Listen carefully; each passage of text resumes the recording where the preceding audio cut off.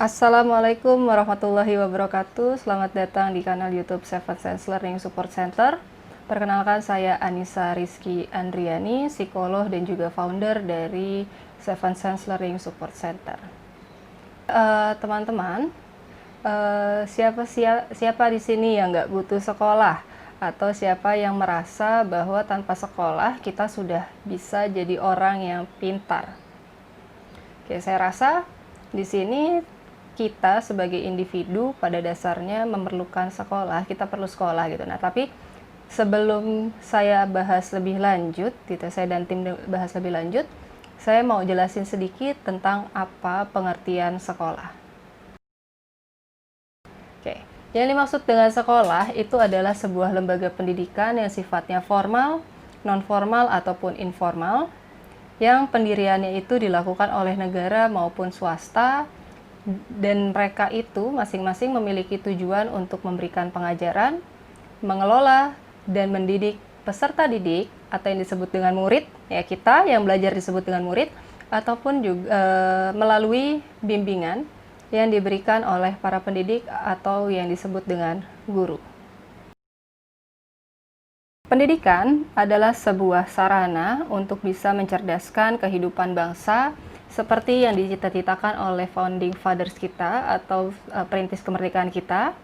Nah, seiring dengan perjalanan perkembangan sejarah sekolah sendiri, Indonesia sebenarnya sudah melalui berbagai macam rintangan dan juga perkembangan sejarah di dalamnya, perkembangan kurikulum di dalamnya, dengan tujuan untuk menyempurnakan atau memparipurnakan apa yang sudah dibuat sejauh ini.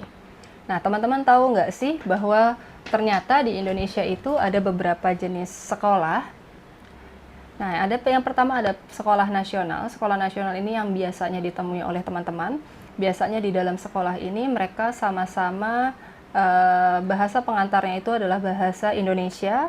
Lalu kemudian dia juga dalam penyelenggaraannya pun juga mereka menggunakan kurikulum nasional. Dan biasanya sekolah-sekolah nasional ini diakreditasi secara langsung oleh Kementerian Pendidikan dan Kebudayaan. Yang kedua ada Sekolah Nasional Plus. Nah, Sekolah Nasional Plus ini biasanya mereka akan tetap mengikuti kurikulum dasar yang telah ditetapkan oleh pemerintah. Namun, ada sedikit perbedaan dengan sekolah nasional pada umumnya. Biasanya kalau ada embel-embel plusnya itu sekolah nasional plus berarti ya, mereka ada penyesuaian kurikulum atau beberapa hal yang disesuaikan utamanya dalam bahasa. Ada beberapa mata pelajaran yang diberikan dalam bentuk bahasa Inggris. Nah, dia juga nggak tanggung-tanggung akan mendatangkan native speaker dari luar negeri, dari luar ya gitu ya, yang tujuannya memang untuk membantu seluruh peserta didik ini bisa memahami bahasa dengan baik. Nah, Sekolah Nasional Plus ini biasanya akan mengkombinasikan beberapa kurikulum. Ada kurikulum nasional, lalu kemudian ada kurikulum internasional. Ya, kalau kurikulum internasional di Indonesia ini sudah terkenal dengan kurikulum Cambridge ataupun IB, gitu ya. Itu nanti akan dibahas kemudian. Ya, sekolah yang ketiga itu adalah sekolah internasional. Ini beda banget sama sekolah-sekolah yang sebelumnya, gitu ya. Dua sekolah yang sebelumnya, kalau dua sekolah sebelumnya masih ada memakai kurikulum nasional. Kalau sekolah internasional mereka semua total pakai kurikulum internasional, yaitu yang biasanya ada di kita itu adalah Cambridge dan IB. Gitu ya. Mereka juga bahasa pengantarnya juga total bahasa Inggris, nggak ada pakai bahasa Indonesia. Lalu kemudian juga biasanya dilengkapi dengan fasilitas yang super mewah. Oke, yang keempat adalah sekolah alam. Proses pembelajaran di sekolah alam ini biasanya lebih banyak dilaksanakan di ruang yang terbuka. Dan proses belajarnya itu lebih menekankan kepada praktek lapangan dibandingkan dengan pembelajaran konvensional. Di sekolah alam itu banyak sekali kegiatannya itu menyesuaikan dengan tempat sekolah alam tersebut. Ada juga sekolah alam yang mengajarkan siswa-siswanya untuk bertani, beternak, terus juga bercocok tanam dan lain sebagainya. Gitu. Nah, sekolah ini memang nggak nggak seperti sekolah pada umumnya, tapi sekolah ini cocok untuk kamu yang cinta alam dan punya jiwa berpetualang. Yang kelima, ada sekolah madrasah, gitu ya. Kalau sekolah madrasah ini jenjang pendidikannya sedikit beda sama sekolah reguler. Kalau reguler ada SD, SMP, dan SMA. Kalau madrasah ini istilahnya akan berubah jadi madrasah ibtidaiyah, lalu kemudian akan juga pakai istilah itu untuk SD.